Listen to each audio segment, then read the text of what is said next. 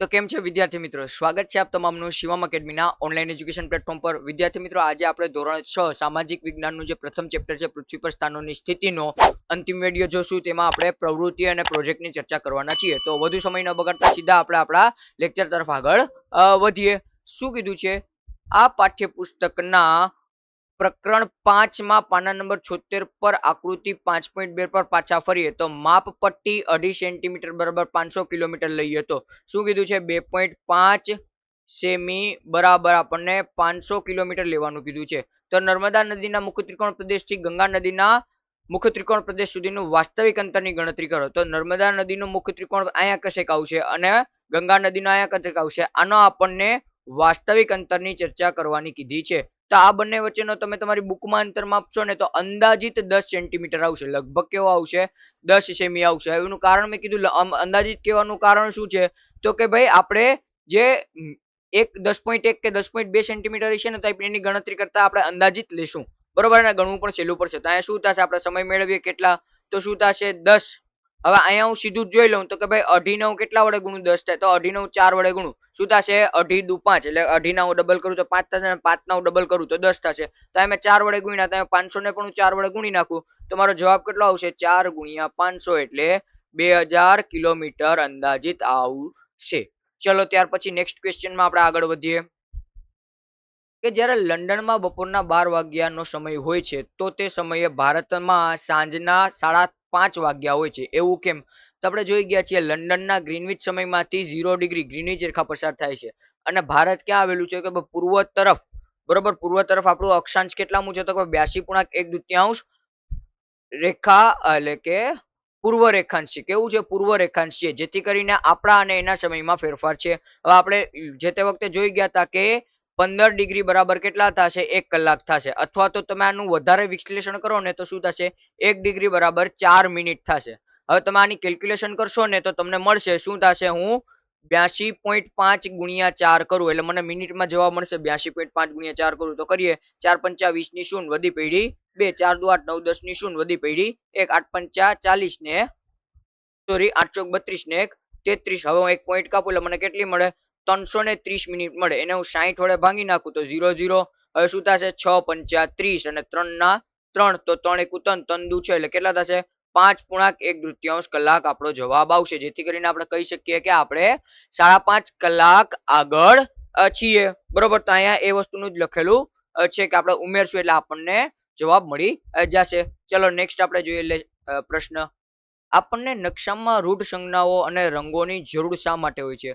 તો નકશામાં રૂઢ સંજ્ઞા અને રંગોની જરૂર આપણે જોઈ ગયા હતા કે આપણે ખૂબ મોટા વિસ્તારને નકશા ઉપર દર્શાવવાનું હોય છે, જેથી કરીને શું થતું હોય છે કે આપણે એને એઝ ઇટ ઇઝ જેવી રીતના બિલ્ડિંગ એવી રીતના દર્શાવી ન શકીએ. જેથી કરીને શું થશે? રૂઢ સંજ્ઞા તરીકે આપણે દર્શાવીએ અથવા તો કોઈ એક ચિહ્નથી દર્શાવીએ જેથી કે વપરાશકર્તા એનો સારી રીતે ઉપયોગ કરી શકે, બરોબર. તો અહીંયા એ જ છે. મોટા શહેરો કે દેશના નકશામાં વાસ્તવિક ઇમારતો, રસ્તા અને ભૌગોલિક ઘટકોને મૂળ કદ કે ચિત્રના સ્વરૂપમાં દર્શાવવા માટે પૂરતી જગ્યા હોતી નથી. આપણી પાસે પૂરતી જગ્યા હોતી નથી, એટલે મર્યાદિત જગ્યામાં વધુ વિગતો દર્શાવવા આપણે વિવિધ વપરાશકર્તાઓને સરળતાથી સમજી શકે તે માટે અને સાથે સાથે શું થશે? ઓછી જગ્યામાં ઘણી જાણકારી આપણે વાપરી શકીએ, જેથી કરીને રૂઢ સંજ્ઞાઓ અને રંગોનો ઉપયોગ થાય છે. ચલો ત્યાર પછીનો નેક્સ્ટ ક્વેશ્ચન જોઈએ. તમારા ઘર અથવા શાળાની 8 દિશાઓમાં શું આવેલું છે તે શોધો. તો અહીંયા તમારે તમારી રીતના કરવાનું છે, પણ હું મારા ઘરની આજુબાજુનું કહું તો ઉત્તરમાં શું આવેલું છે? તો ઉત્તરમાં દુકાનો આવેલી છે. ઉત્તરમાં દુકાન આવેલી છે. દક્ષિણમાં શું આવેલું છે? તો કે મારા ઘરની દક્ષિણમાં જે છે એ મકાન આવેલા છે, મકાનો આવેલા છે, બરોબર. અને પછી હું વાત કરું પૂર્વ તરફ, તો પૂર્વ તરફ મંદિર છે અને પશ્ચિમ તરફ કંપની આવેલી છે, બરોબર. એટલે કે ફેક્ટરી આવેલી છે. અને હવે હું વાત કરું મધ્યસ્થી દિશાઓની, તો અહીંયા હું વાત કરું વાયવ્યની, તો વાયવ્યમાં આવેલું છે એ જ ફેક્ટરીનો એક્સટેન્ડેડ છે, એટલે કે ફેક્ટરી આવેલી છે. જ્યારે હું ઈશાનની વાત કરું તો ઈશાનમાં મારે મંદિર જ આવેલું છે, ખૂબ મોટું મંદિરનું પરિસર છે. અને આના પછી આપણે વાત કરીએ નૈઋત્યની, તો નૈઋત્યમાં જે છે એ રસ્તો આવેલો છે, એટલે ટૂંકમાં ગામમાં જવાનો રસ્તો છે. અને હું અંતિમ વાત કરું અગ્નિ દિશામાં, તો અગ્નિ દિશામાં પણ ગામમાં જવા માટેનો રસ્તો આવેલો છે. તો આવી રીતના તમારે તમારા ઘરની આમાં શું કહેવાય કે દિશા લખવાની છે અથવા તો સ્કૂલની દિશા લખવાની છે, જેને અનુરૂપ તમારે આવી રીતના નકશો બનાવવાનો થશે. ચલો ત્યાર પછી આપણે આગળ જોઈએ. તો સ્થાનિક સમય અને પ્રમાણસર સમય વચ્ચે શું તફાવત છે? જૂથમાં ચર્ચા કરો અને દરેક જૂથ 100 થી 150 શબ્દોમાં લખો અને પછી તુલના કરવાની છે. તો ચાલો આપણે જોઈએ. તો કે ભાઈ સ્થાનિક સમય શું હશે? સૂર્યની સ્થિતિ પર આધાર રાખે છે. જ્યારે પ્રમાણ સમય શું છે કે દેશની મધ્યમાં જે આપણે રેખા બનાવેલી હોય છે, બરોબર, જેમ કે આપણી છે આઈએસટી ઇન્ડિયન સ્ટાન્ડર્ડ ટાઈમ છે, તેની આપણે અનુસરતા હોઈએ છીએ. જ્યારે પૃથ્વી 1 કલાકમાં 15 ડિગ્રી ફરે છે, તેથી અલગ અલગ સ્થળો પર અલગ અલગ સમય હોય છે. પૃથ્વી શું થશે? પૃથ્વી તો એને ધરી ઉપર ફરતી જતી હોય છે, જેથી કરીને શું થશે? 1 કલાક વહી જશે એટલે ત્યાંનો સમય અલગ થઈ જશે. જ્યારે પ્રમાણ સમય શું થશે? તો કે ભાઈ પૂર્વ તરફ 15 ડિગ્રી રેખાંશ વૃત્તે 1 કલાક વધે છે અને પશ્ચિમ તરફ 15 ડિગ્રી રેખાંશ, એટલે શું થશે? એ જે આપણી રેખા છે એનાથી આપણે પૂર્વ તરફ 15 ડિગ્રી ફરશું તો 1 કલાક વધશે, અથવા તો પશ્ચિમ તરફ 1 ડિગ્રી ફરશું તો આપણે 1 કલાક ઘટી જશે, એને અનુસરે છે. અને અંતિમ આપણો એક અલગ થશે. દરેક સ્થાન અને સ્થાનિક સમય અલગ હોય છે, બરોબર. દરેક સ્થાને શું હોય છે? સ્થાનિક સમય અલગ હોય છે. જેમ કે આપણે જોઈ ગયા અસમ અને ગુજરાત વાળું ઉદાહરણ, તો એમાં શું હતું? બંનેમાં અલગ અલગ હતું. જ્યારે પ્રમાણ સમયમાં શું હોય છે? દેશના સમાન હોય છે, બરોબર. એક જગ્યાની જે હોય છે તેવી રીતના જ તમામ અલગ જગ્યાની હોય છે. પણ એમાં શું થશે? તો કે આપણે સૂર્યોદય અને સૂર્યાસ્તનો સમય અલગ હોય છે. ચાલો તો હવે આપણે આગળ નેક્સ્ટ ક્વેશ્ચન જોઈએ. દિલ્હી અને બેંગલુરુમાં અક્ષાંશ ક્રમશઃ 29 ડિગ્રી ઉત્તર અને 13 ડિગ્રી ઉત્તર છે. તેમના રેખાંશ લગભગ સમાન છે, એટલે કે 77 ડિગ્રી પૂર્વ હોય છે. બંને શહેરો વચ્ચેના સ્થાનિક સમયમાં કેટલો તફાવત છે? કે સ્થાનિક સમયમાં કોઈ ફેરફાર નહીં છે. કારણ તો કે બંને કેવા છે? લગભગ 77 ડિગ્રી પૂર્વ રેખાંશ ઉપર જ આવેલા છે, જેથી કરીને શું થશે? તો કે ભાઈ એનો સમાન સમયમાં ફેરફાર હશે નહીં. જો રેખાંશ બદલે તો જ સમયમાં બદલાવ થાય છે, એટલે શું થશે? તફાવત નહીં હોય, કારણ કે સ્થળોનો સ્થાનિક સમય તેમના રેખાંશ પર નક્કી થાય છે માટે. ચાલો ત્યાર પછીનો 7મો પ્રશ્ન આપણે જોઈએ. નીચેના વિધાનો ખરા છે કે ખોટા? તેનું ચિહ્નિત કરો અને તેને 2 વાક્યમાં સમજાવો. તો પેલું વાક્ય આપણે જોઈએ. અક્ષાંશની તમામ સમાંતર રેખાઓની લંબાઈ એક સરખી હોય છે, તો આ વસ્તુ ખોટું છે. અક્ષાંશમાં સૌથી મોટી રેખા કઈ હોય? વિષુવવૃત્ત હોય છે. એનાથી ઉપર આપણે જાય કે ઉત્તરની તરફ કે દક્ષિણની તરફ જાય તો રેખાઓ નાની થતી જતી હોય છે. ચાલો ત્યાર પછી નેક્સ્ટ. રેખાંશની રેખાઓની લંબાઈ વિષુવવૃત્ત કરતા અડધી હોય છે, તો આ વસ્તુ ખરી છે. કારણ કે વિષુવવૃત્તથી શું છે? આપણા અર્ધવર્તુળ હોય છે, બરોબર. આપણી રેખાંશ કેવી હોય છે? અર્ધવૃત્ત હોય છે. જ્યારે કે આપણો અક્ષાંશ આખો ગોળ ફરતો હોય છે, જેથી કરીને આ શું થશે? આ આપણું વિધાન ખરું થશે. ત્યાર પછી દક્ષિણ ધ્રુવના 90 ડિગ્રી દક્ષિણ અક્ષાંશ છે, તો આ વસ્તુ સાચી સાથે આપણે દર્શાવીએ છીએ.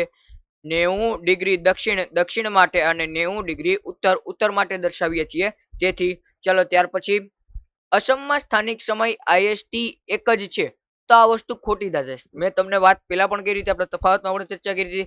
સ્થાનિક સમય શું હોય છે? અલગ હોય છે. જ્યારે આઈએસટી શું હોય છે? તો કે ભાઈ મધ્યમાં જે રેખા આવેલી છે દેશને, તેને અનુસરતી હોય છે. એટલે આ વિધાન શું થશે? ખોટું થશે, કારણ કે સ્થાનિક સમય અને આઈએસટી અલગ અલગ હોઈ શકે. ટાઈમ ઝોનને વિભાજિત કરતી રેખાઓ રેખાંશની રેખાઓને સમાન હોય છે, તો આ ખોટું છે. આપણી જે રેખાંશને સમાંતર હોતી નથી, કારણ કે આપણે ઇન્ટરનેશનલ બોર્ડરને ફેરફાર કરીને બનાવેલી હોય છે, એટલે કેવી ઝિગઝેગ પેટર્નમાં હોય છે, જેથી કરીને આપણે કહી શકીએ કે આ વિધાન ખોટું છે, બરોબર. ત્યાર પછીનો નેક્સ્ટ આપણો ખરું ખોટું. વિષુવવૃત્ત રેખા એક અક્ષાંશ વૃત્ત પર છે, તો આ વસ્તુ આપણી ખરી છે, કારણ કે આપણે જોઈ ગયા હતા શરૂઆત જ આપણે અહીંયાથી કરી હતી અક્ષાંશની, કે વિષુવવૃત્ત આપણી ભૂમધ્ય રેખા જે છે 0 ડિગ્રી ઉપર આવેલી છે. ચાલો ત્યાર પછીના 8મો પ્રશ્ન, કે ભાઈ કલર બદલાવી નાખું જેથી કરીને તમે જોઈ શકો. હા, આપેલ શબ્દ ચોરસમાં તેની સાથે આપેલા ગુજરાતી વિવરણ બાદ અંગ્રેજી શબ્દ નીચે આપેલા કોષ્ટકમાં શોધી અને શબ્દ સંસાધન પૂરો કરો. તો અહીંયા આપણને અંગ્રેજીમાં શબ્દો પણ આપેલા છે અને 1 2 3 4 આપણે જેમ કોયડો સોલ્વ કરીએ ને એવી રીતના આપણને આપેલું છે. તો પેલું શું આપેલું છે? આપણે ડાબેથી જમણે વાળું કરીએ, એટલે કે આડા કરીએ. નકશામાં એક વિશાળ વિસ્તારને નાના સ્વરૂપમાં દર્શાવવું હોય તો શેનો આપણે ઉપયોગ કરશું? તો આપણે સ્કેલનો ઉપયોગ કરશું. શેનો આપણે ઉપયોગ કરશું? SCALE, સ્કેલનો ઉપયોગ કરશું. હવે 4 નંબરમાં શું આપેલું છે? તો એક અનુકૂળ ગોળાકાર. તો અનુકૂળ ગોળાકાર માટે આપણે જોઈ ગયા હતા ગ્લોબ. તો અહીંયા શું આવશે? ચોથામાં GLOBE, ગ્લોબ. સ્પેલિંગ પાકા કરજો, આપણને આ પરીક્ષામાં પણ આવી શકશે. અને સ્કોલરશિપ માટે તો આ મોસ્ટ વોન્ટેડ થશે કે એ લોકો આને અનુરૂપ કોઈ આપણે અંગ્રેજીનો સવાલ નાખી દે. ત્યાર પછી સૌથી લાંબી સમાંતર અક્ષાંશ રેખા. તો સૌથી લાંબી સમાંતર અક્ષાંશ રેખાને આપણે શું કહીએ છીએ? ભૂમધ્ય રેખા. અને એને ઇંગ્લિશમાં આપણે કહીશું ઇક્વેટર. કેંગી ઇક્વેટર, આપણી ઇક્વેટર આ રહી. તો અહીંયા શું આવશે? EQUATOR ઇક્વેટર આપણી થશે. ચાલો, ત્યાર પછી આપણે જે સ્થાન ત્યાંથી ગ્રીનિચ રેખા પસાર થાય છે તો એને આપણે શું કહીશું? એને આપણે ગ્રીનવિચ જ કહીશું. એટલે અહીંયા શું આવશે? GREEN, એના પછી આવશે WICH, ગ્રીનવિચ. ચાલો, એના પછી માર્ગ શોધવાનું સરળ સાધન. તો માર્ગ શોધવાનું સરળ સાધન એટલે મેપ. શું આવશે? MAP, map. જો અહીંયા આપેલું છે MAP મેપ. ચાલો, એના પછી વિષુવવૃત્ત રેખાની અંતરનું એક માપ. તો વિષુવવૃત્ત રેખાની અંતરનું એક માપ આપણને પૂછ્યું છે તો તેમાં આવશે લેટિટ્યુડ. તો લેટિટ્યુડ એટલે શું આવશે? LA, અહીંયા આપણે આપેલું છે LATITUDE, લેટિટ્યુડ. એટલે અહીંયા LA છે, અહીંયા LA છે. ચાલો, હવે આપણે ઉપરથી નીચેમાં જોઈએ. ગ્રીનવિચ રેખાથી અંતરનું એક માપ. તો ગ્રીનવિચ રેખાથી અંતરનું એક માપ છે ને એને આપણે શું કહીશું? લોંગિટ્યુડ કહીશું. એટલે અહીંયા આપણે આવશે LONGITUDE, એટલે લેટિટ્યુડ થઈ જશે. બરોબર. ત્યાર પછી આપણને બીજું શું આપ્યું છે? તે બંને સાથે મળીને એક સ્થળ શોધવામાં મદદ કરે છે. તો આપણને ખબર છે અક્ષાંશ અને રેખાંશ બંને સાથે મળે તો આપણને એક સ્થળ શોધવામાં મદદ કરે છે. એને આપણે શું કહ્યું છે? એને આપણે કોઓર્ડિનેટ્સ કહીએ છીએ. તો અહીંયા શું આવશે?